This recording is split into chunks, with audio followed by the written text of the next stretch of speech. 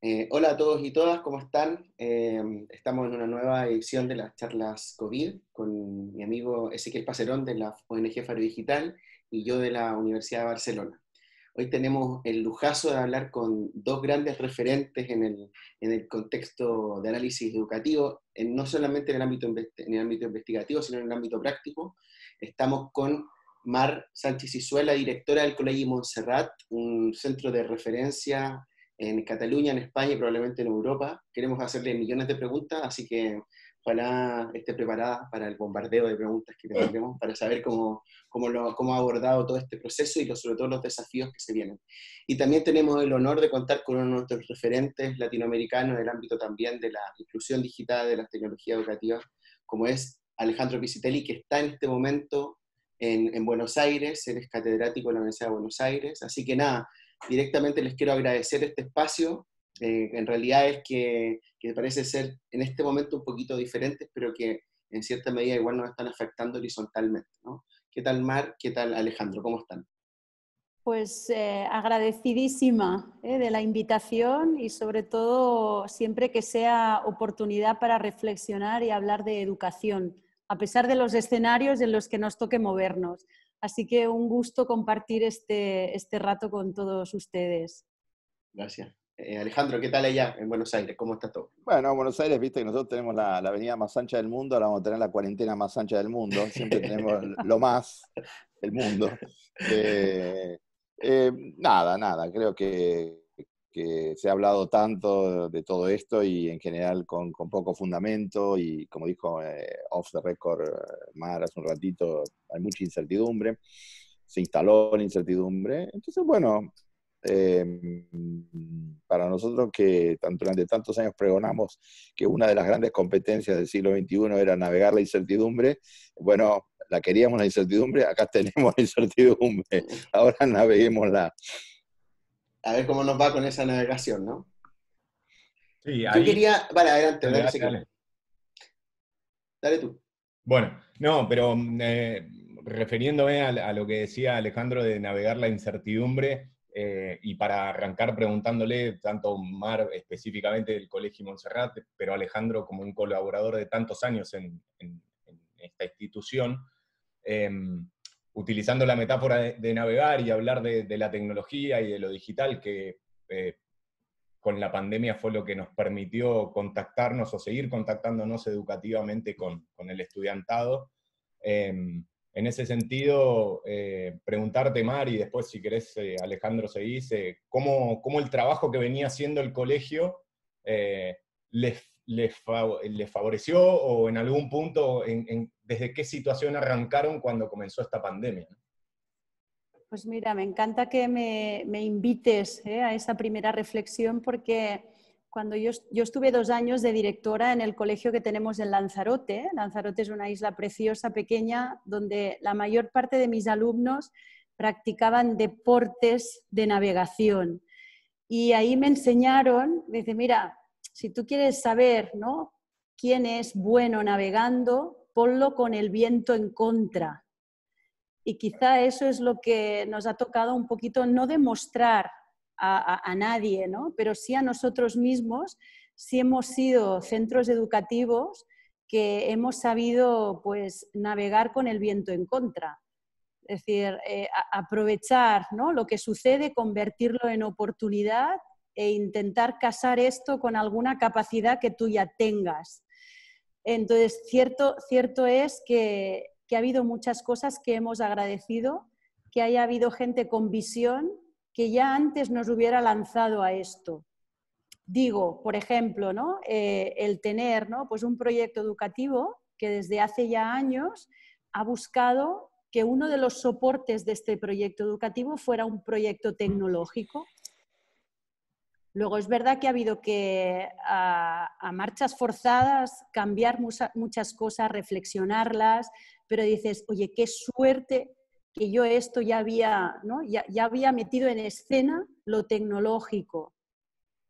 Qué suerte que yo ya había metido en escena que en el currículum menos es más, que lo interdisciplinar es vital. O sea, es cierto, hemos agradecido mucho muchas decisiones que gente con visión, y ahí tengo que nombrar a Montserrat del Pozo, que es nuestra SOR Innovación, nos había hecho hacer antes, pero por aquello de dar respuesta mejor que nunca a lo que la realidad de tu alumno necesita, ¿no? De tu estudiante necesita. Sí que es verdad que nos ha tocado navegar en contra, pero teníamos nave, teníamos vela.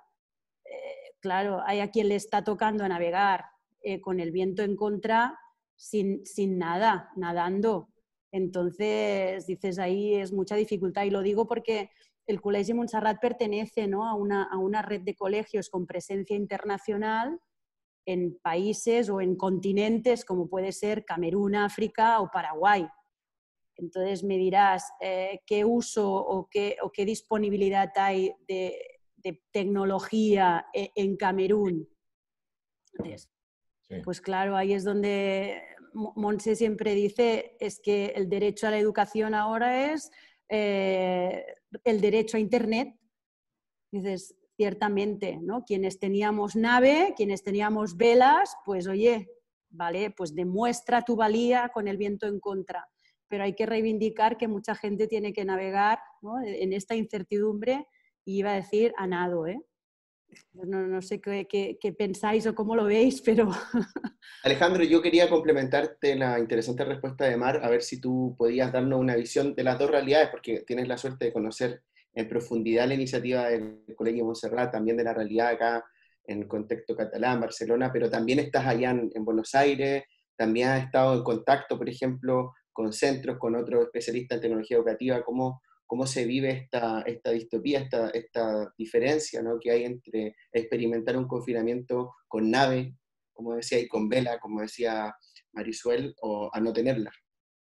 Sí, bueno, lo que dice Mar es fantástico, porque justamente en mi experiencia, yo no conocía al Colegio Montserrat hasta hace muy poco tiempo. O sea, uno sabe de tantas cosas y a veces no ignora lo más importante.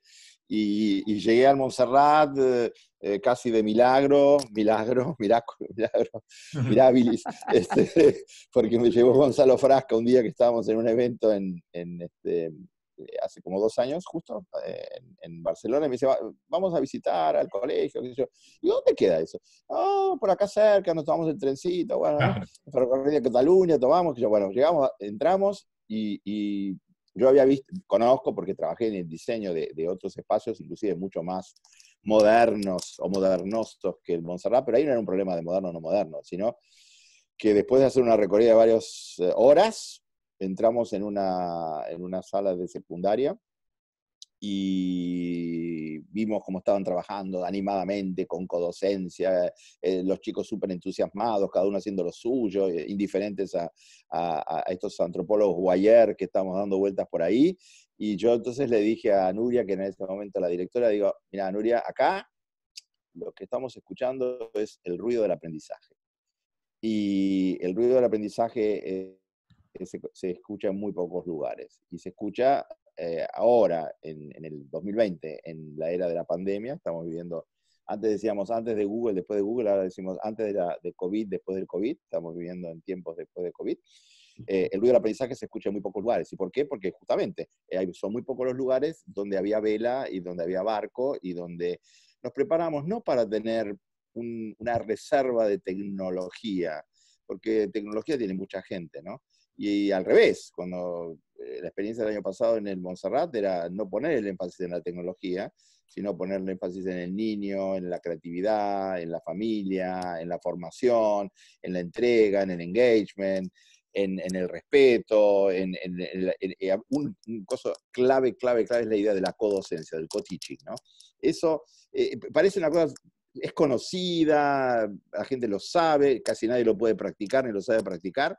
Nosotros tuvimos suerte de practicar co-teaching en la Universidad de Buenos Aires, y volviendo a tu pregunta, Pablo, a mí me pasó una cosa muy curiosa, tal vez porque estaba en el momento justo o por la casualidad.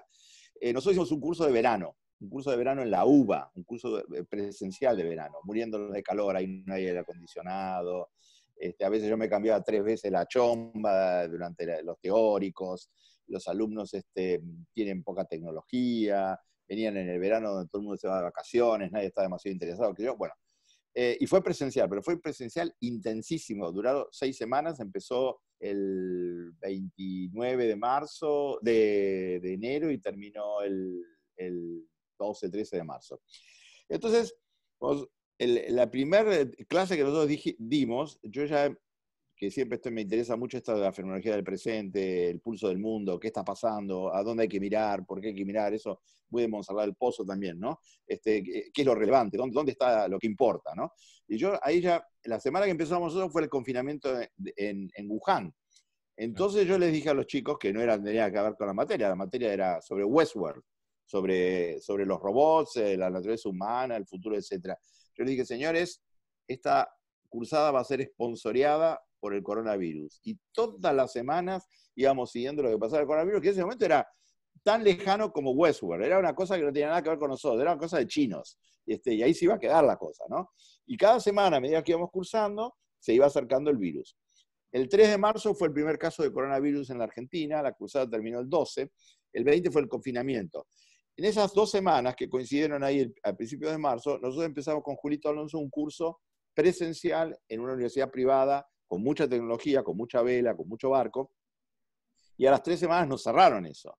Entonces nosotros pasamos de una cursada totalmente presencial, intensa, cara a cara, muy performativa, muy Monserrat, con los chicos participando y generando performatividad y haciendo simulaciones y jugando, etcétera, a un confinamiento absoluto donde lo vimos 2 veces y después nunca más lo vimos, ¿no? Como teníamos mucha vela, pudimos hacer una cosa maravillosa con estos 20 chicos, pero no es la norma esa, no es.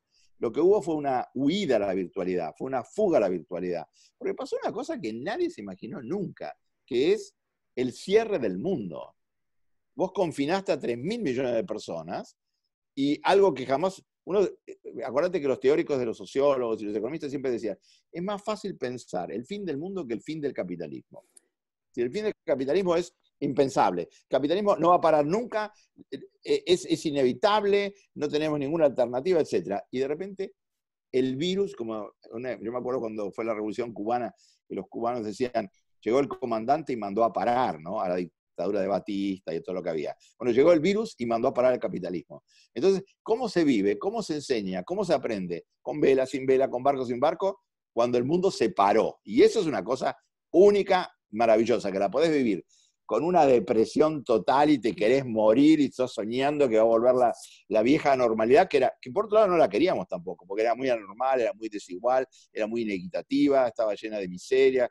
El problema de la Argentina, básicamente acá, de cómo tratar con la pandemia, es que tenés 5 millones de pobres en villas miserias, porque no hubo vela, porque no hubo barco, porque no hubo reserva, porque no hubo anticipación, porque no hubo preparación del sistema de salud, etcétera, etcétera. Entonces, si bien nosotros estamos en lo educativo nada más, yo creo que se divide la cosa entre aquellos que imaginaban antes que el futuro se podía diseñar, y aquellos que imaginaban que el futuro iba a ser una mera prolongación del presente indefinidamente, y bueno, que cada uno sálvese como pueda. Y ahí yo creo que hay una gran diferencia. Si vos pensás que el futuro se puede diseñar, o que el futuro te lo diseñan para vos.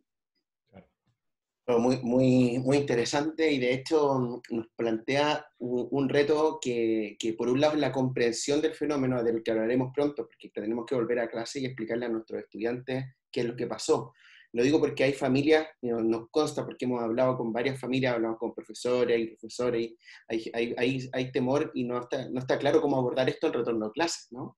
Hay familias que lo han omitido por distintos motivos, ¿no? Y otras que lo han podido asimilar en conjunto en el propio espacio de la casa sin problema. Entonces ahí hay una cierta inequidad que habrá que abordar, pero ya os lo preguntaré adelante. No puedo dejar pasar, antes de entrar a este tema más que tiene que ver con el retorno, ¿no? Que tanto Argentina y nosotros también acá en España, Cataluña, sí vivimos paralelamente, más allá de que la situación de Alejandro en este sentido se ha agudizado, no particularmente la de Alejandro, sino la de Argentina, porque el invierno está entrando ahora, ¿no? Pero tiene que ver con el tema del profesorado, porque claro, cuando hablamos, ya siguiendo con esta analogía sobre la vela, el barco, también se requieren marineros, marineras, capitanes, ¿no? y a veces, por mucho que uno tenga toda la infraestructura, si los marineros y las marineras no creen en el barco, no creen en el proyecto, ni la orientación hacia dónde va, esto no resulta. Pasa lo contrario también, ¿no? Si creen, resulta. Hemos visto acá, Mar probablemente está al tanto, en tanto una voz referente en el contexto local, pero Alejandro, que aquí ha habido justamente una polémica creciente en estos últimos meses sobre cómo el profesorado o colectivo de profesorado a veces han tenido disputas sobre el querer volver a clase o no, sobre sentir seguridad en torno a la presencialidad de nuevo o no, o incluso sobre su rol activo o pasivo a distancia, no estando en casa. De hecho, hay muchas familias, muchas escuelas acá en Cataluña y también en España que han expresado su malestar porque justamente no ha habido continuidad, no se ha continuado este trabajo desde el 12 de marzo. Entonces, yo os quiero preguntar por esto, ¿cómo evidentemente a Mar le preguntamos también, no solo por su propia experiencia personal e intelectual, sino también por su experiencia práctica en el colegio, ¿no? ¿Cómo habéis abordado esto en el colegio? ¿Cómo hicisteis para que los profesores de un día para otro tuvieran que continuar con este trabajo? Porque la comunidad estaba a la expectativa de que esto sucediera también, ¿no? No ha sido así la realidad en otros centros, entonces nos gustaría saber cómo lo resolvisteis esto. A ver, son muchas las cosas, aquello que has ido comentando o que mientras te escuchaba también, aquello iba pensando, ¿no? Pero por ir situando, es decir, cosas que yo he visto que a nosotros, por ejemplo, nos ha servido, ¿no? Primero el tener como una red ya creada en el propio centro educativo, es decir, el ser comunidad que aprende y no tenerla que improvisar, nos ha dado una agilidad de decisiones que nos ha permitido hacer ese ejercicio de hago, reflexiono y cambio, reformulo constantemente. Es decir, esa sostenibilidad o esa innovación sostenible de la que nosotras siempre hablamos, de que Madre Monse dice arreglar el avión en vuelo, es decir, se nos ha como condensado, ¿no? en el tiempo del confinamiento. Pero claro, ahí vuelvo a lo que os decía antes, ¿no? Hemos agradecido el que ya estuviéramos organizados con los equipos docentes. Es decir, yo tengo un equipo directivo sin el cual no me imaginaba antes, pero es que en el tiempo de confinamiento todavía menos. Y además porque si antes ya tenías que confiar en tu gente, y ahí incluyo equipo directivo y profesores, en el tiempo de confinamiento todavía mucho más. Es aquello de decir, vamos, yo he compartido claramente nuestra visión, sabemos hacia dónde vamos y confío en que la gente, o sea, va a ir haciendo lo mejor posible. Pero porque antes ya ha habido, ¿no? esa estructura generada en red de profesores, pues esos teams, ¿no? Ese team teaching, claro, ha sido fácil, entre comillas, mantenerlo en el confinamiento, pero porque antes ya estaba generado, ya estaba provocado. Es decir, el yo ponerme de acuerdo con el otro profesor para ver cómo hacemos con nuestros chicos, cómo los atendemos, qué les damos, qué les proponemos, ahí nadie ha dudado de ¿me coordino o no me coordino? Por supuesto, sigo en como ya estaba trabajando antes. O sea, esa red de nuestra manera de trabajar, yo creo que ha sido una de nuestras fortalezas en ese, como os digo, ¿no? De pruebo algo, no sé si me va a funcionar, y ese pruebo algo lo pruebo para esta semana. Tengo que repensarlo en tiempo récord y cambiar, ¿no? Es decir, muy poca planificación, pero apostar más por la estrategia. Y entonces en esa estrategia hay que aprovechar lo que ya te ha funcionado antes. Pues el trabajar en equipo funcionaba antes, sí. Pues es que ahora ha sido una de las oportunidades a seguir trabajando. En esa línea, ¿no? Dices, pero vamos, como os digo, o sea, el no saber qué es lo que tienes que hacer, pero todo el mundo está esperando que digas lo que hay que hacer. Entonces, claro, parado no te puedes quedar. Entonces, hay que lanzarse, vamos a hacer algo. No todo el mundo lo ha percibido bien y ahí hemos tenido también que lidiar mucho con las familias. Porque ha habido familias que esperaban, por ejemplo, que bueno, es que necesito que tengas conectado a mi hijo de las 9 a las 5, de las 9 de la mañana a las 5. Y claro, cuando un grupo de familias, ¿no?, te exigen esto, es aquello de decir, espérate, que mi proyecto educativo no va ahí. Yo no entretengo a niños, ¿no? Yo genero oportunidades de aprendizaje. Y ahora lo que nos está pasando es una oportunidad de aprendizaje para todos, ¿no? Entonces, el no perder tu visión, tu proyecto educativo, el saber para qué tú sigues educando, el aprovechar esa estructura de trabajo en equipo es lo que nos ha permitido el poder tomar decisiones en tiempo récord y ser consciente y humilde de que, ¿qué va? Lo que decidimos anteayer no funciona, hay que hacerlo de otra manera. O sea, esa reflexión en la acción y para la acción la hemos tenido que hacer en tiempo récord. Y creo que es lo que ahora nos ha permitido el que podamos plantearnos qué es lo que no queremos perder de este tiempo de confinamiento. No sé si me estoy explicando, ¿no? Es decir, yo no quiero la nueva normalidad. Esa de hecho era una pregunta que íbamos a hacerte, ¿no? ¿Qué es lo que continuaréis a partir de lo que, continuando a partir de lo que habéis vivido este tiempo? Claro, porque además dices, no, es que si tú defiendes una educación competencial, necesitas constantemente de un escenario diferente.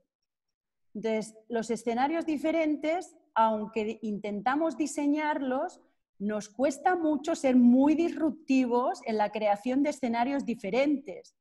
Entonces, el coronavirus dichoso lo que nos ha cambiado es de la noche a la mañana el escenario en el que nos hemos movido. Y entonces has tenido dos maneras, dos actitudes, ¿no? O pataleo porque yo no quiero esta situación, o acepto, que no es resignación, acepto esta situación y la aprovecho como escenario de crecimiento, como docente, como cole, como familia, como estudiante. Pero claro, no me puedo quedar igual. O sea, ahí esto está clarísimo, ¿eh? Es que lo de antes ya no existe, no es que vayamos a volver a lo de antes, es que mira, es que lo de antes ya no existe.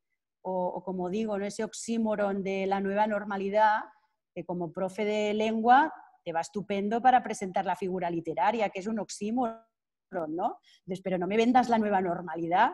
Dices, no, véndeme, a partir de ahora, ¿qué vas a hacer?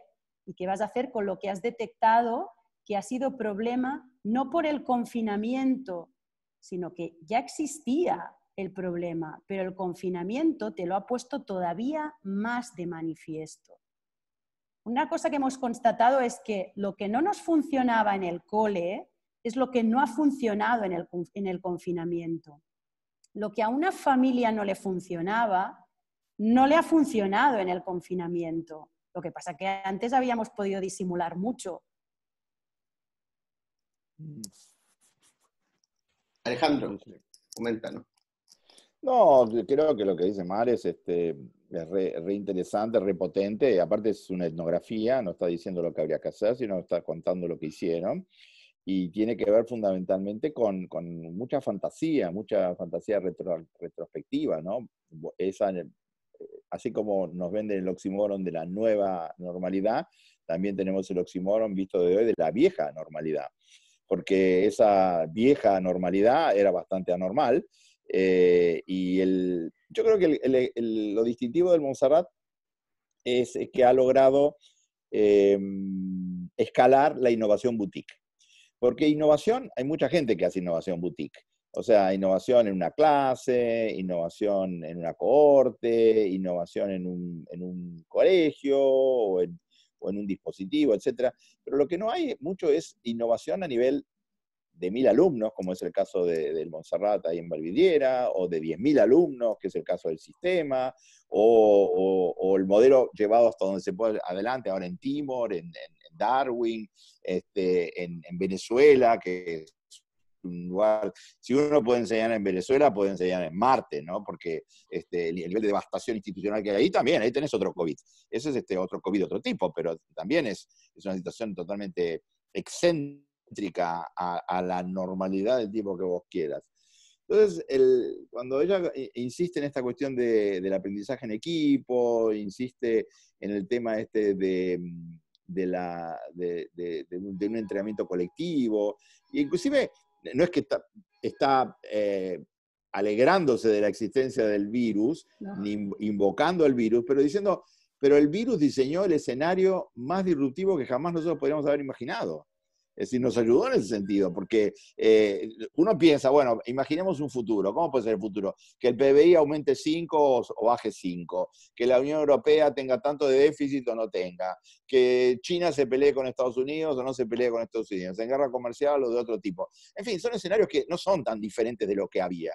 Pero cuando vos tenés 3.000 millones de personas confinadas, eso sí, eso es ciencia ficción pura. Por eso Jorge Carrión, que es amigo también del Monserrat y es una persona que admiramos muchísimo, dice que una de las novedades que estamos viendo en este momento es el momento en que la ciencia ficción se convierte en realismo. Y en el momento en donde vos tenés que cambiar todos los libros que estaban en la sección de ciencia ficción y tenés que llevarlos a la sección de política contemporánea. O sea, no es lo que a lo mejor en una de esas, tal vez, para bien, para mal, no, es esto. Esto es lo más distópico o lo más oportuno que podamos imaginarnos. Pero los problemas que teníamos antes continúan. El COVID es básicamente como un catalizador, y acelera todos los procesos. Hay un grupo de gente que se llaman aceleracionistas, que lo que quieren es que todo reviente, porque es la única forma que termina el capitalismo, ¿sí, no? Explota todo y empezamos de nuevo. No es muy conveniente eso. Lo hicieron en Camboya y mirá cómo terminó Camboya, ¿no? Con el Pol Pot.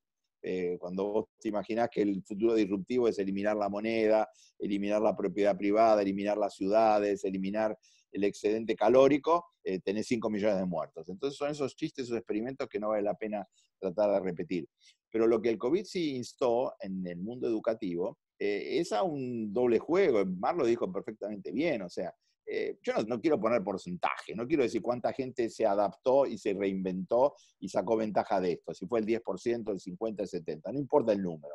Lo que sí sabemos es que el sistema como tal, no es muy flexible, no es muy resiliente. El sistema se mueve un poco y quiere volver a lo que era antes. Entonces, ahora vos te imaginás, acá en Argentina, para hablar de algo bien contextual, sale una resolución del ministro de Educación dando los protocolos para el reingreso al aula, ¿no? De todo el sistema educativo de la universidad, que me toca a mi universidad.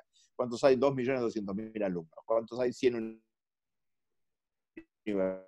50 públicas y 50 privadas. Tanto los protocolos. Bueno, la gran pregunta es, ¿cuándo? Eso no sabemos. ¿Cuándo no? Tenemos el protocolo, pero ¿cuándo? No sabemos. Y después, cuando el protocolo te exige tener 1/3 de los alumnos, vos decís, pero pará, porque esto va a ser peor de lo que tenemos ahora y lo que teníamos antes. Antes teníamos todo presencial y era bastante malo, salvo unas universidades de elite. Ahora tenemos todo confinado y es bastante malo, y tal vez salvo en las universidades de elite. Cuando vos combines las dos cosas, que vas a tener presencial pero con 1/3 de los alumnos, va a ser catastrófico, porque los que antes tenían presencial, por más que era malo, estaban dando vueltas, entraban, salían, etc. Ahora no van a tener la posibilidad de presencialidad, van a tener una virtualidad. ¿Vos te creés que los profesores que hacían mal lo presencial y hacen mal lo virtual van a hacer bien lo presencial más virtual? Eso es pedirle, no, el barco, el marinero, el capitán, que le cambies el chip a todo el mundo, que te lo manden de Marte, ¿viste? Lunáticos son esos. Entonces, hay como, bueno, pero ¿dónde estamos parados? Y parte de ese, que yo le llamo la fuga hacia lo virtual, o lo llamaba la retórica, ¿viste? De la nueva normalidad, porque todo tiene que ver con aceptemos que esto pasó, después vemos las responsabilidades, las tendremos que compartir entre todos, pero usemos esta oportunidad para el rediseño lo más profundo que se pueda de todas las prácticas, ¿no? De 3, de 2, de 5, etc. Y veamos, porque como dice Mar, algunas cosas van a quedar de esto, el teletrabajo va a quedar. Ahora, el teletrabajo no sé si va a ser bueno para la gente. Por ejemplo, Facebook te está diciendo que no van a volver a las oficinas hasta dentro de 2 años. Google lo mismo. Entonces, eso es bueno para la gente, ¿no?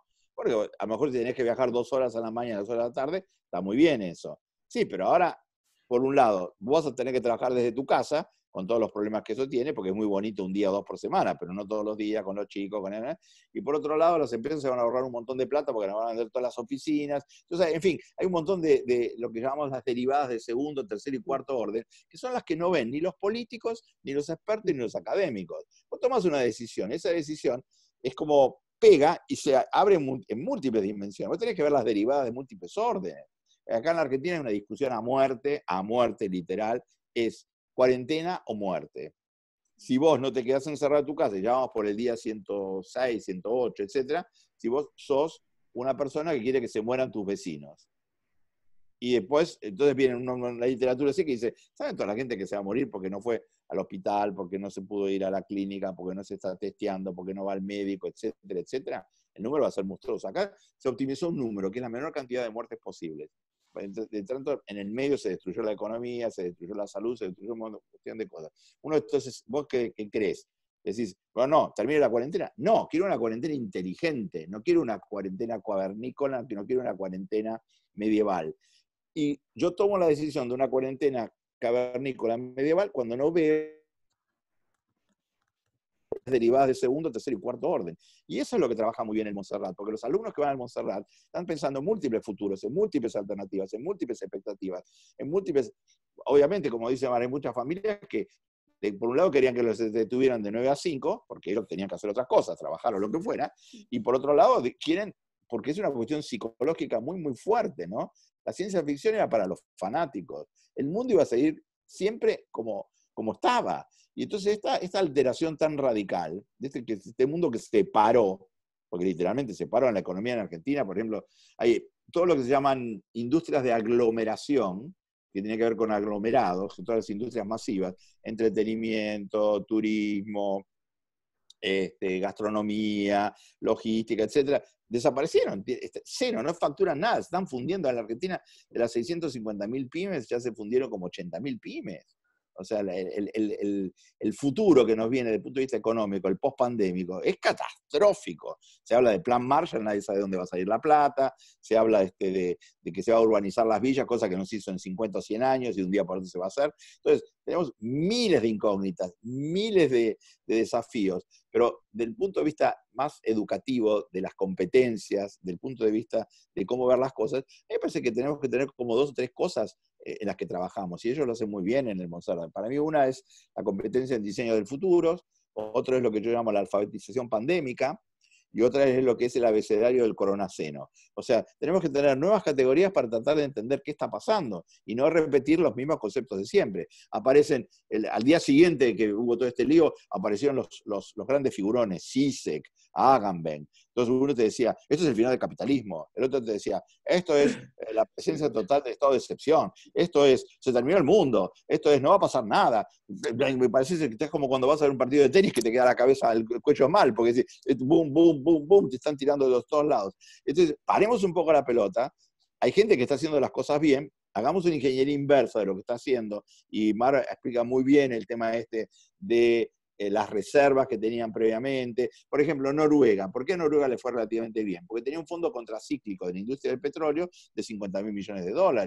Entonces ellos no emitieron para poder paliar el problema. Tenían ese fondo contracíclico. Nosotros necesitamos un fondo contracíclico de conceptos, un fondo contracíclico de aprendizajes, un fondo contracíclico de formaciones, y un fondo contracíclico que trate de entender lo contraintuitivo, porque lo que nos hunde a los humanos en este año y década tan compleja es la idea de lo intuitivo, de que todo es muy simple, muy fácil. Nada es fácil, nada es simple. Todo es complejo, multideterminado, sofisticado, riquísimo. Es un momento maravilloso para estar vivos, pero si los ojos, en vez de ver chiquitito, chiquitito, chiquitito, ves no solamente en estereoscopía, sino ves como algunos peces que tienen una mirada 360, ¿no? Y ellos ven el mundo en 360 grados. Entonces nosotros tenemos que tener alumnos 360 grados de visión y de concepción, ¿no? Sí, súper complejo eso, Alejandro. Ideal. Sobre todo, venías hablando de Argentina y sin poder escapar nosotros los argentinos de esta grieta que ya parece como un karma imposible de sacar. Digo, en el sentido de poder pensar en común y poder consensuar algunos caminos, o por lo menos hacernos determinadas preguntas de para dónde se lo quiere llevar, ¿no? Y puntualmente, yendo a lo educativo, ¿no? Ahí en ese sentido, preguntarte, Mar, a ver, ¿cómo ven ustedes que se puede llegar a encarar el ciclo que viene? O sea, acá en Barcelona estamos con la desescalada, pero que quizás probablemente la semana que viene tengamos que volver a encerrarnos. No, ¿cómo la semana que viene? Bueno, Sé más optimista. depende qué medio leas. No, No, pero a ver, había una noticia que decía que las personas de más de 60 años iban a tener que volver a estar confinadas y, bueno, sí, por supuesto, no quiero ser tan súper pesimista, pero digo, en ese sentido, ¿cómo hacer para planificar? Y me parece que tomando estas reflexiones, estaba pensando al vuelo todo lo que decía Alejandro, de cómo el pensamiento en clave colectiva, cómo la construcción de grupos, de equipos, de consensos, de proyectos colaborativos, que me parece que es algo que el Montserrat hace también, cómo también llevarlos más o sea, a lo público, a las políticas públicas, cómo hacer para tomar toda esta situación tan de momento histórico que nos permitió a algunos pocos privilegiados, digamos, poder reflexionar y poder decir, bueno, a ver, leo un poquito de CISEC, leo un poquito de esto otro de aquí, y qué respuestas nos puede dar lo educativo, porque tampoco podemos caerle a lo educativo como lo total que puede, digamos, contraponer todo esto que Alejandro describía que generó el sistema, ¿no? Y tampoco, también haciéndonos cargo de que no podemos hacer una revolución total, porque hay que ser pragmáticos, hay que ser realistas. ¿Cómo en este sentido encaran este ciclo lectivo que les viene? Y para el caso de Alejandro, bueno, lo mismo, la cursada, ¿no? ¿Cómo piensan que puede llegar a ser en instancias en donde lo presencial, que me parece que es un diagnóstico que es fundamental para lo educativo, porque una de las conclusiones es que me parece que lo virtual enteramente en lo educativo no va. ¿Cómo hacemos para planificar el ciclo lectivo así? Esa es la pregunta del millón, Ezequiel. Porque además hay Yo me la sigo haciendo. hay como diferentes niveles en la toma de decisiones, ¿no? O sea, hay un nivel administrativo, que es que en este momento de pandemia y de confinamiento, las administraciones no han sabido dar respuesta a lo que hemos necesitado los centros educativos. Pero nosotros también hemos reflexionado y sin afán de ir de prepotentes o de sobrados, ¿no? Nunca el cambio ha venido de las administraciones. Luego, ahora, ¿por qué tengo que esperar que en un momento de pandemia y de confinamiento la administración me dé la clave de cómo yo tengo que volver? Lo digo porque esto, bueno, no es que nos consuele, ¿no? Pero es aquello que nos sigue empujando una vez más a ser creativos, a responder a lo que la urgencia necesita, pero no quedarse solo en la urgencia del momento. O sea, que las decisiones siempre vayan un poquito más allá. Y digo porque la toma de decisiones a nivel de administración, pues ahora mismo los centros educativos aquí nos piden, ¿no?, un plan de apertura para septiembre. De lo que está seguro es que se mantiene el día en el que lo presencial vuelve como estreno de curso, que es el 14 de septiembre tú abrirás el colegio y lo abrirás para todos. Pues esto está seguro, ¿no?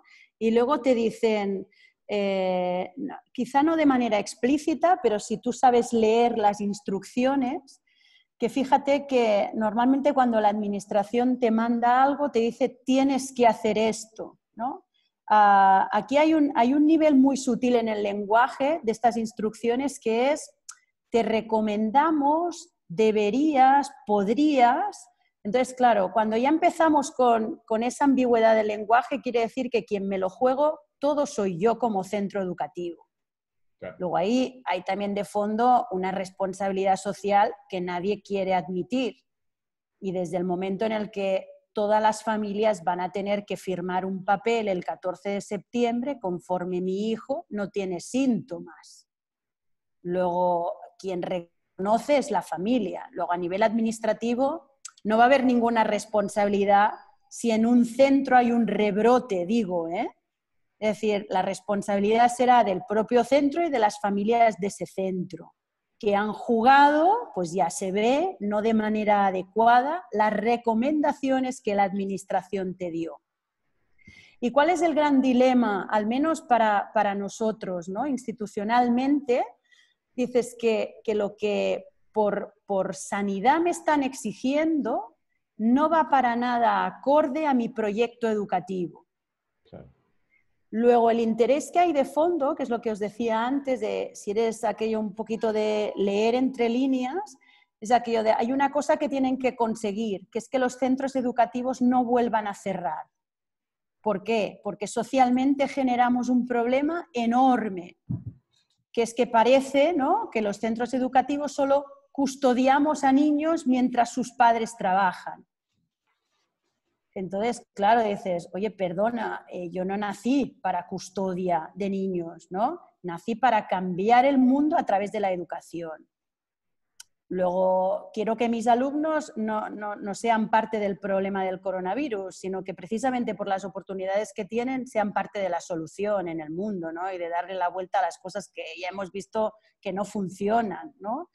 Pero claro, socialmente buscan esto, ¿no? Dices, no, que un colegio no se tenga que volver a cerrar porque ya hemos visto que ha sido un problemón, que decimos aquí, para las familias. Si yo tengo que ir a trabajar, ¿dónde dejo a mi niño? Claro, dices, qué triste que nos perciban así, ¿no? Y la guardería. ¿No? Eso es. Y es verdad que tú tienes función de custodia de los menores, pero no es a lo que te dedicas. No te dedicas a custodiar menores, ¿no? Te dedicas a hacer que las personas crezcan y puedan alcanzar, pues, la mejor versión de sí mismas para bien de otros. O sea, esta es mi función, ¿no? Entonces es mi propósito. Y además un propósito que quiero que tenga, o sea, el mayor impacto posible. Entonces, tal y como nos están ahora organizando el inicio de curso en septiembre, están hablando de un concepto que es grupo burbuja, para facilitar lo que es el control sanitario de un grupo si hay un contagio. Y que lo que se tenga que confinar no sea un centro educativo, sino un grupo en concreto, porque ahí, en ese grupo estanco, que supuestamente son siempre los mismos alumnos con los mismos profesores, es donde ha habido un contagio.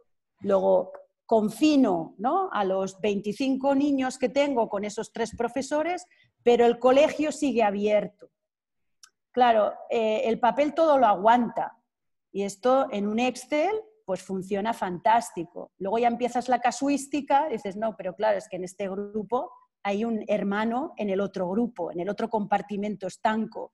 Entonces, ¿qué pasa? Tienes que confinar también al otro grupo, porque ahí está el hermano del grupo que ya se ha confinado, ¿no? Y si entramos en casuística, dices, vamos, nos perdemos, ¿no? Entonces, tú ya ves que sanitariamente hay unas decisiones que es lograr no cerrar el centro. Entonces, para nosotros ahora mismo el dilema es, vale, tengo que cumplir con lo que me recomiendan, porque Dios nos libre que yo provocara, ¿no?, un brote de contagio. Pero a la vez dices, no quiero renunciar a mi propósito educativo. Y ahora mismo el hecho de ser compartimento estanco me impide, pues, lo que es el co-teaching que decíamos antes, lo que es la interacción entre los alumnos. Y sobre todo aquello de el nivel relacional, el ecosistema relacional, que en el fondo es un centro educativo. Es decir, que aquí no impartimos un currículum, porque si fuera así, da igual la vía a través que llega el currículum. Puede llegar por email, pero es que el impartir un currículum no transforma la vida de nadie. Sí transforma la vida del alumno, la relación que yo establezco con este alumno y el deseo que yo le genero de, oye, que este mundo no es sostenible, pero tú y yo juntos podemos darle la vuelta a este mundo. Entonces, claro, nos estamos moviendo como en un nivel, ¿no?, que la administración te pide porque hay un problema social de custodia de niños mientras los padres trabajan. Pero es que vamos más allá, ¿no? La innovación en educación nos pide dar respuesta a lo que la realidad o tu comunidad necesita. Luego, si me ajusto estrictamente a lo que el plan administrativo me exige, he de renunciar al proyecto educativo. Es decir, yo ahí, cuando digo yo, mi equipo, el colegio, ¿no?, dices, no estamos dispuestos. Entonces, actualmente, que seguimos en el mes de julio el equipo directivo trabajando en el colegio, lo que estamos es en ese dilema de cómo hacemos para seguir educando, para seguir fomentando la autonomía, el aprendizaje autogestionado del alumno. O sea, para seguir diseñando oportunidades de aprendizaje sin quedarme solo con lo que administrativamente se me pide como centro educativo. Entonces, ahí sí que es un cierto, claro, escenario de incertidumbre total, ¿no? Porque es aquello de decir, ¿me la juego o no? Para mí, por ejemplo, ¿no? Dices, un cuarto de secundaria, están todos los chicos juntos. Yo no tengo cuarto de la ESO A y cuarto de la ESO B.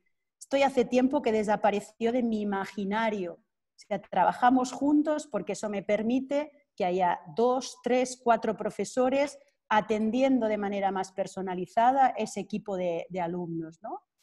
Imagínate, pues si yo apuesto por mantener a 60 alumnos juntos, claro, administrativamente me dices, te la vas a jugar. Pero claro, renuncio al valor educativo, renuncio a la propuesta de valor, que es lo relacional, las oportunidades de aprendizaje. Piensa que actualmente desde la administración está llegando el mensaje de que no importa quién imparta ciertas asignaturas. Y uso ya un verbo clásico que es el impartir. No importa quién vaya a dar el inglés, quién vaya a dar la música, quién vaya a dar la educación física y quién vaya a dar la plástica, la visual plástica. Luego, yo que soy un colegio de inteligencias múltiples, claro, no tengo oportunidades de primera categoría y otras de segunda categoría, porque me estás diciendo que lo importante son la lengua y las matemáticas, ¿no? Que da igual quién dé el inglés, que con buena voluntad ya algo haremos. Pues mira, perdona, o sea, a un menor lo mejor. O sea, la calidad educativa, por ejemplo, ahora, que es la única manera de darle la vuelta a los problemas del mundo, se está poniendo en entredicho desde las obligaciones administrativas que nos están poniendo. Entonces, porque da igual quién de música. Bueno, ojo con lo que de fondo, ¿no? Aquello, el mensaje pedagógico y no pedagógico que va, ¿no? Entonces, claro, como centro educativo, pues tú estás en un dilema. Yo que dices como proyecto educativo, ¿no? Dices, hombre, que genere, ¿no? Que diseñe la oportunidad de aprendizaje el experto. ¿De quién tiene que dar matemáticas? Pues el que sabe, ¿no? El mejor en mates. ¿Quién tiene que dar danza? El mejor en danza. O sea, no juego a hacer el científico, no juego a hacer el bailarín, ¿no? Sino que hago que el niño en el centro educativo aprenda como aprende un científico, aprenda como aprende un bailarín cuando le enseñan una coreografía. Totalmente. Me molesta un poquito que administrativamente, ¿no? Se dé la vuelta a la calidad educativa. Ahora ya no importa la calidad, ¿no? Da igual quién enseñe, lo importante es que tú mantengas el cole abierto para que los padres puedan ir a trabajar. Quizás estoy reduciendo mucho el problema, pero quiero decir que es un dilema y es un debate social. O sea, el problema no solo lo tenemos los colegios, el problema lo tiene la sociedad entera. De qué horarios establecemos a la gente, qué servicios sociales hay para Tremendo la gente. tema ese. Sí. No, pero creo que Mar, en esto que parece una cosa puntual y que parece un tema, aparte sonaro, porque como vos venís de la lingüística, de la literatura, etcétera, no te pueden vender gato por liebre, ¿no? Con las instrucciones. Pero creo que tocaste un tema absolutamente crucial, no solamente por esta cuestión de este dilema administrativo, educativo, etcétera, sino por otra cuestión, que es la siguiente. Nosotros cuando hablamos de inventar, de aprender, de mejorar, de diseñar, etcétera, lo hicimos ustedes desde hace 25 años, ahí con Monse y en otros lados, nosotros tenemos la cátedra también hace 25 años, tratando de cuestionar algo que era esto del espacio es destino, el formato es destino, el formato escolar es destino, ¿no? Entonces decir, no, el formato escolar no es destino, puede haber otro formato, puede haber otros destinos. Y justamente ustedes lo que hicieron fue customizar todas las tareas que tenían que ver con lo educativo, hackeando el tiempo, hackeando el espacio, hackeando el currículum, hackeando la evaluación y hackeando los vínculos, que es el pentahackeo espectacular que el Montserrat lo llevó más adelante que nadie desde el punto de vista institucional. Mirá qué cosa increíble. A mí nunca me llamó mucho la atención, y por eso que soy el experto en América Latina de educación virtual hace 20 años, a mí nunca me gustó mucho la educación virtual, nunca me convenció. Y yo la veía más como algo remedial. Y yo decía, antes del COVID, ¿no? En el futuro, los ricos van a tener educación presencial y lo virtual va a ser para el resto, va a ser educación de segunda categoría. Eso dicho antes de... Ahora no, te dicen, no, menos mal que tenés virtual, si no, no tendrías nada, etcétera, etcétera. Sí, pero no tengo virtual porque quiero, sino tengo virtual porque puedo y porque me lo impusieron y porque es la alternativa y las plataformas y Zoom y Meet y todo ese tipo de cosas. La directiva administrativa, donde se lava las manos y saca la responsabilidad y dice, pero te dice, por un lado, ustedes se hacen responsables, pero por otro lado, dice, no quiero que el colegio cierre, porque sería un impacto social terrible, porque estaría demostrando que no resolvimos lo sanitario, que nosotros no sabemos navegar contra el viento. Entonces, como a nivel administrativo global no sabemos, tampoco queremos que nadie de los chiquitos lo haga por su cuenta, en un barquito chiquitito, ¿no? Y entonces, esta decisión a lo que lleva es a desarmar todo lo que ustedes hicieron, porque lo que está diciendo es, no, ustedes como tienen un formato que no permite la burbuja, déjense de jorobar, vuelvan al formato anterior para que haya burbuja. Ustedes, como tienen todo diversificado, etcétera, no, eso no importa quién da nada. Da lo mismo, cualquiera puede dar cualquier cosa. Entonces no es que se baja la calidad, se destruye el contraformato que habíamos armado para no caer en esta cuestión masiva, en esta cuestión homogénea, en esta cuestión que era absolutamente, nos obligaba a tratar a todo como un mass media, porque cuando estabas hablando recién me decía, el medio es el mensaje, el medio es el mensaje, el medio es el mensaje todo el tiempo. Justamente nosotros tenemos un multimedio, tenemos un transmedio, tenemos un espacio totalmente diversificado, rico, potente, etcétera, pero que no lo podés burbujear, no lo podés convertir en una burbuja. Si lo convertís en una burbuja, lo convertís en el espacio tradicional. Entonces, ahora hay que luchar no solamente contra el virus, sino luchar con la administración que te quiere retrotraer y te quiere volver a hacer el colegio convencional que había antes. Pero en este caso la escuela, pero lo mismo en la política, lo mismo en el trabajo, lo mismo en los negocios, lo mismo en todos lados, ¿no? Entonces eso lo que demuestra es la inercia.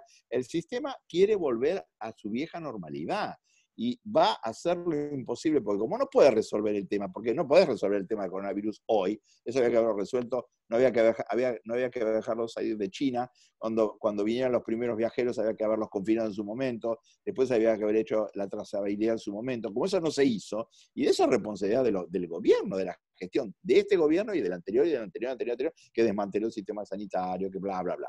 Pero ahora se meten con el educativo y te dicen, ¿vos querés seguir dando clases? Perfecto, da clases. En realidad no cierres el colegio, pero hacelo como te decimos nosotros. Y nosotros tampoco te lo vamos a decir, te lo vamos a sugerir. Te conviene, no te metas en problemas, no pinches la burbuja, juguemos con las reglas del sistema, ¿no? Y eso es muy desagradable, y aparte ahí ya te pone en una situación mucho más complicada, porque si ya estabas navegando contra la tormenta y contra el viento, ahora lo que te pusieron es una turbina enfrente, que no es la del virus, que es la turbina de las burocracias, la turbina del sistema, la turbina que te sigue tirando, como diciendo, bueno, o sea, no era suficiente con la naturaleza del virus, ahora tenés la naturaleza de la burocracia, que en realidad es la naturaleza de la vieja normalidad.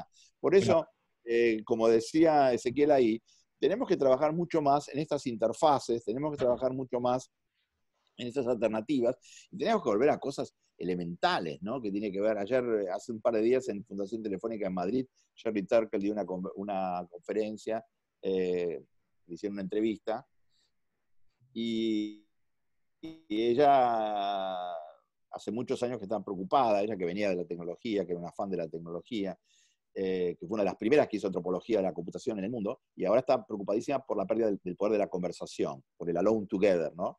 Estamos solos juntos. Y insiste mucho en la conversación cara a cara. Entonces, yo creo que el gran desafío que tenemos nosotros es cómo volvemos a las interacciones personales. Y vamos a tener que pensar en eso, en arquitecturas, en estrategias, en modalidades, en formatos que tienen que ver con lo presencial.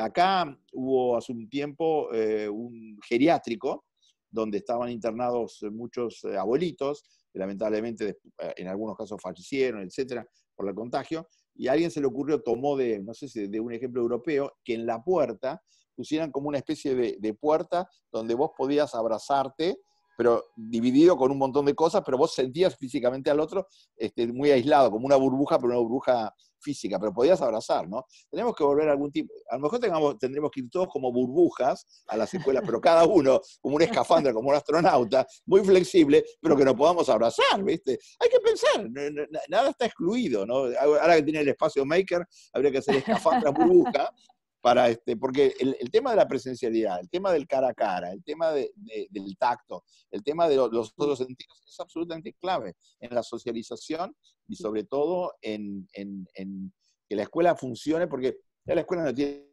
monopolio del conocimiento. Lo que la escuela tiene ahora es una posibilidad de democratizar la interacción, de expandir los sentidos, de abrir las inteligencias, las de Gardner y las que vienen después de Gardner, ¿no? Como la vegetal, la animal, la centauro, la azul, todas esas nuevas, que decimos post-Gardner, pero hay que repensar en serio el diseño físico, porque la gente tiene que estar físicamente en el mismo lugar. Eso no tiene, no tiene compensación, y hay trampa. Fíjate que Harvard, por ejemplo, las universidades norteamericanas, querían, ahora tuvieron otro problema con Trump, querían dar todas sus clases en virtual, cobrando exactamente lo mismo. Estamos hablando de un tuition de $60,000 por año, para dártelo a distancia. Entonces Trump dijo, si van a dar clases a distancia, no les damos las becas al millón de chinos, 1 millón de chinos, que el año pasado pagaron de tuition $500 millones a estas universidades. Si los chinos van a venir acá y las clases son a distancia, no pueden venir. Entonces, ¿qué hicieron las universidades? Le van a dar a todos los chinos 1 hora de clase presencial. Para que puedan venir, pero después después se la van a dar virtual dentro de Estados Unidos. O sea, hay muchas cosas dando vuelta ahí, ¿no? Pero a mí me parece que el tema clave de lo que vos mencionaste recién es el tema de la política pública, la política universitaria, la política escolar, como eso ahora está en choque total con las estrategias de enseñanza que no son las convencionales, y cómo tenemos que imaginar formatos para devolverle a la presencialidad entidad, de lo que sea. Pero si vos permitís que la gente, si obligás a la gente a aislarse en sus casas, y eso lo dijo Ezequiel, y hay un montón de cosas que está trabajando Daniel Innerarity cada vez mejor ahí en España, con toda su teoría de la democracia compleja y con la cuestión de la pandemocracia, etc. Si perdemos la esfera pública, estamos fritos. Y la esfera pública es la esfera de la presencialidad. Bueno, se nos está acabando el tiempo, pero no me quiero ir sin antes hacer 2 preguntas, una para cada uno. Lo primero, Mar, lo que quiero es quitarte información sobre cómo ha sido la experiencia concreta del Montserrat. Por ejemplo, cuéntanos cómo evaluaron los contenidos, cómo hicieron el cierre, volvieron a clase, hicieron alguna actividad presencial, algunos centros la hicieron, otros no. Bueno, cuéntanos un poco cómo fue eso. ¿Cuál era la sensación del profesorado? ¿Tuvieron alguna forma de, no sé si supervisar, sé que es una palabra que no le va a gustar a Alejandro que diga, no supervisar, pero sí estar observando la conexión que establecía el profesorado con el estudiante? Bueno, es que la verdad es que con otros directores y directoras hemos hablado y algunos sí han supervisado y otros no lo hicieron.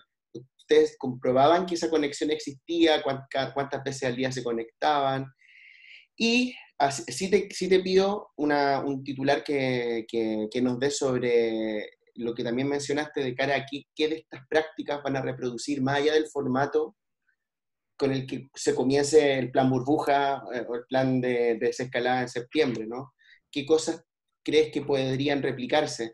Sobre todo te lo digo, y no sé si Alejandro esto en Argentina ya está pasando, pero acá la inercia está mostrando que muchos docentes que tienen más de 60 años, al parecer en los centros no van a volver a la presencialidad. No sé si el Colegio Montserrat en ese sentido tiene ya alguna decisión tomada, etc. Bueno, una vez que termine esto, te planteo tu pregunta, Alejandro. Vale. Por ponerte un titular, no de noticia, pero sí de columna de opinión. Dale. Menos enseñanza, más aprendizaje. Esto de entrada. después nosotros no volvimos a ninguna experiencia de presencialidad porque era más ciencia ficción. Y porque no rompimos el vínculo con el alumno ni con la familia desde el minuto cero. Y ahí reconozco, dices, es que teníamos muchas cosas a favor, a pesar de lo mucho y de la circunstancia horrorosa, ¿eh? O sea, no quiero decir que parezca yo aquí como, fíjate, estoy dando gracias, ¿no?, a la pandemia, no para nada, ¿no?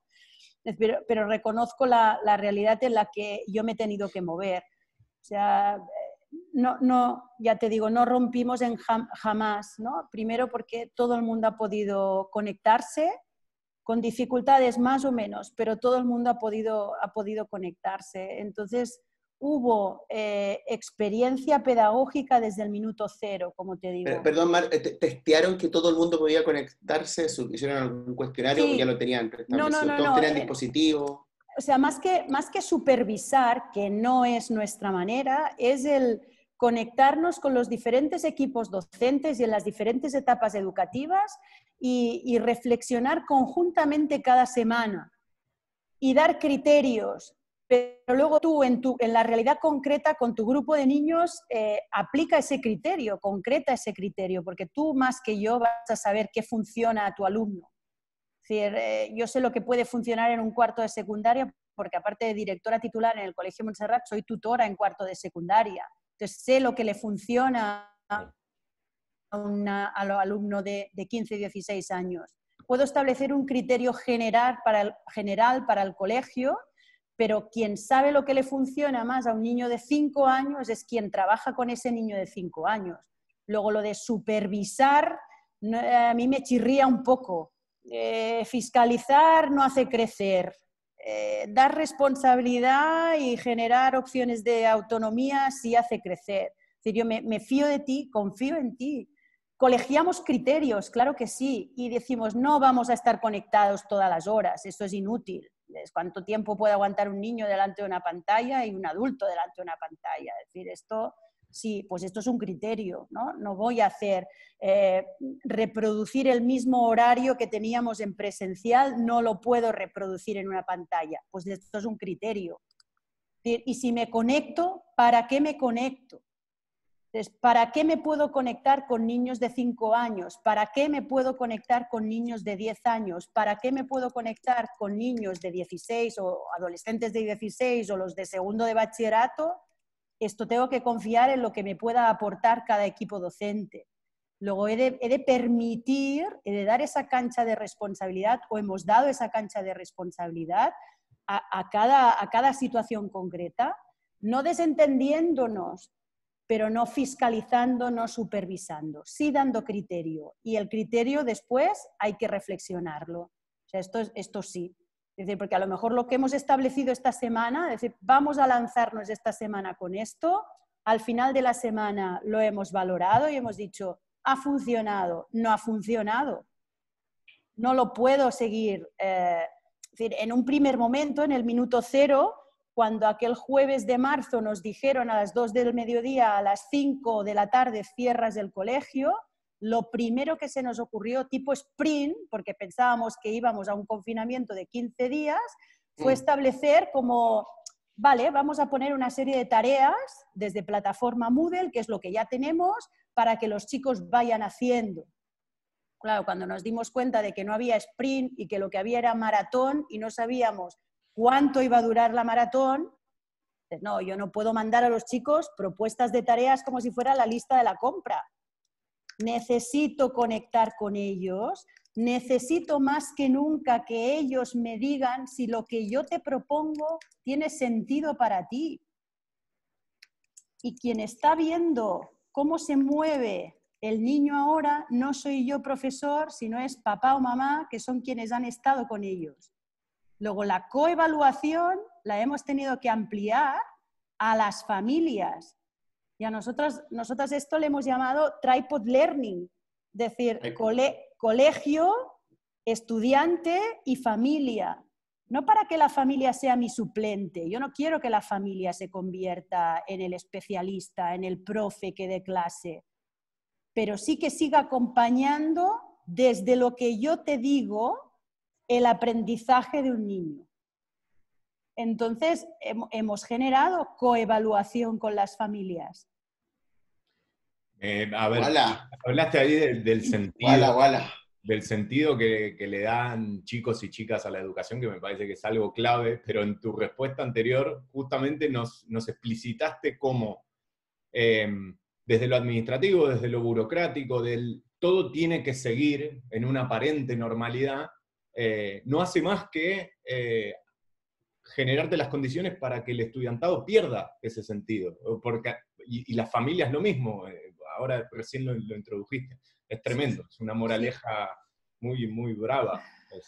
Pero claro, dice, yo tengo que dar voz a la familia de cómo ha visto que su hijo ha aprendido. Pues es que necesito escucharte. Y ahí, por ejemplo, pues establecimos, ¿no? Aquello de decir, una diana, que visualmente es muy fácil, ¿no? Aquello donde una serie de competencias las evaluaba el profesor, el propio alumno y la familia, y esas 3 dianas superpuestas. Y ahora estamos en un Meet y vamos a comentar, ¿por qué tú has visto esto? ¿Por qué yo he percibido esto? Y tú, alumno, tengas la edad que tengas, ¿por qué te has percibido así? Eso es aprendizaje. Evaluación es acompañar el aprendizaje y hacerlo posible. Claro, si estoy entendiendo la evaluación solo como calificación, pues claro, es absurdo, ¿no? Entonces, la evaluación está para fomentar el aprendizaje y acompañarlo. Pero ¿quiénes estamos acompañándolo ahora? El alumno a sí mismo, por supuesto, que tiene que conocerse más que nunca, pero hemos acompañado a los docentes y han acompañado a las familias. Así que hay cosas interesantísimas. Solo que no quiero dejar que lo digas, pero ¿tú crees que la relación con la familia se ha intensificado estos 3 meses respecto a cómo era antes? Yo creo que nos ha empujado con un poquito más de celeridad a repensar cuál es el rol auténtico de una familia en el proceso de aprendizaje. Y por eso os digo el concepto del tripod learning, ¿no? Es un trípode de 3 patas. Y con roles diferentes, diversos, pero que tienen que estar, los 3 elementos tienen que estar en el proceso de aprendizaje. Bien, bueno, te agradezco tremendo, pero no quiero tampoco irme sin hacerle esta pregunta allá que tenemos a Alejandro. Quiero que me dé su opinión, obviamente comentando todo lo que haya dicho Mar, que también es que, como dice su nombre, es la mar de interesante realmente, que la experiencia de mostrar lo que estáis haciendo es tremendo. Pero yo, ¿cómo has vivido toda esta época, tú como experto hace décadas en esto, de los tecnofílicos, el debate entre tecnofílico y tecnofóbico? Y te voy a poner el caso puntual, por ejemplo, de esta aplicación que estamos usando, el fenómeno Zoom, ¿no? Que la gente al final termina conectándose a lo más fácil porque había esa sensación que tú planteabas al comienzo de incertidumbre, tenía que generar relativa certidumbre la conexión fácil, ¿no? Y hubo un problema incluso la primera semana con el tema de la seguridad de la conexión, ¿no? Y luego han aparecido otras plataformas, luego aparecieron también mecanismos, medios de comunicación o aplicaciones para conectarse haciendo llamadas entre familias. No sé, ¿cómo has vivido este fenómeno? ¿Qué quedará? ¿Es una burbuja de tecnofilia compulsiva o realmente ya es el reflejo de que nuestra sociedad ya está en una era digital y este fue como la forma de mostrar la consolidación de esto? ¿Cómo lo ves? Una panóptica general, Alejandro. No, mira, bueno, para poner un título de opinión, como decía Mar, mi título de opinión es digámosle que no al simulacro de normalidad. En el caso de Zoom, por ejemplo, pasó de 10 a 300 millones de usuarios. Así que imagínate ahí cómo fue aceptado masivamente, ¿no? Y es curioso porque hasta ese momento había muchas críticas a la tecnología, a los algoritmos, a la vigilancia, a la intrusión de la privacidad, etcétera, etcétera. Lo que más me gustó todo de Mar, como decís vos, es un mar de asombro, es un mar de posibilidades, es un mar de alternativas. Pero me gustó esto porque es nuevo, acuñar esta idea del tripod learning, que tiene que ver con ir más allá del co-teaching, eso tiene que ver con integrar un nuevo actor. En el caso de la universidad eso no corresponde porque no tendrías un tercer elemento familiar, pero sí tendrías un tercer elemento que sería la sociedad, lo público, lo colectivo. Tenés el docente, tenés el alumno y tenés el para qué, el colectivo. ¿Para qué se hace eso? Entonces yo creo que así como ella mostró en este ejemplo concreto, cómo la pandemia aceleró un proceso que ellos tenían muy aceitado, que era la conexión con los padres, pero emergió algo nuevo, que es esta triple evaluación, digamos, en lo que teníamos que conseguir en la universidad, es algo también en el sentido de salirnos de esta díada que es el docente, el alumno, el currículum, el espacio cerrado. Es un espacio muy, muy autista la universidad. Está en España, en Argentina, en todos lados, ¿no? ¿Qué le dice el empleador cuando sale el alumno de la universidad? Olvídese todo lo que no aprendió y ahora vamos a empezar a trabajar. Ahora viene la cosa en serio, ¿no? Con lo cual es una caricaturización y no habla tampoco mal de todas las universidades ni de todos los formatos, pero sí que está muy atrasado todo eso, está muy dormido. Y entonces la pregunta tuya, toda esta aparición de la tecnología. Ya, yo creo que la tecnología no es tecnología, la tecnología son instrumentos concretizados. Y estos instrumentos concretizados, en el caso de estos dispositivos, son de empresas privadas. O sea, son negocios. Es decir, no estamos hablando de tecnologías y la tecnología es buena o mala. Sino estamos hablando de, esta es una tecnología que es buenísima para esta gente, es un negocio bárbaro para esta gente. Como va a ser un negocio bárbaro para los laboratorios que pretendan vender la vacuna. Como va a ser un negocio bárbaro para las personas que tengan inmunidad de algún tipo y otro y van. Esto no genera, todo esto que está pasando, no es que sea ni bueno ni malo. En sí mismo no genera ni mayor democracia, ni mayor acceso, ni mayor igualdad, ni un mundo mejor. Lo que genera es una disrupción sobre lo que había y así como algunos docentes, no es el caso de Montserrat, pero estamos hablando de sistemas educativos como en el caso argentino que tienen millones de docentes, ¿no? La mayoría de esos docentes quieren volver al viejo normal. Las empresas quieren seguir vendiendo cosas. El consumo se modificó muchísimo por el miedo, porque la gente no quiere salir para no contagiarse, entonces bajó muchísimo el consumo, pero no sabemos cuánto va a durar eso, hasta que haya vacuna o no. Entonces, como reflexión final, el problema no es si llegamos finalmente a lo digital, sino el costo de llegar a lo digital, cuánto habría que recuperar de lo analógico, porque es un juego siempre lo analógico digital, y sobre todo esta cuestión de a ver si aprendemos con esto, que la forma como hacíamos las cosas antes estaba muy mal, a ver si las podemos mejorar un poquito, y con eso sería un muchito, porque si empezamos a delirar que vamos a cambiar el mundo y que la pandemia va a hacer que toda la gente sea celestial y que todos seamos buenos, no va a pasar eso. Donde las cosas se hacían bien, probablemente esto sirva para que las cosas se hagan mejor, donde las cosas se hacían mal, esto sirve para que las cosas se hagan peor.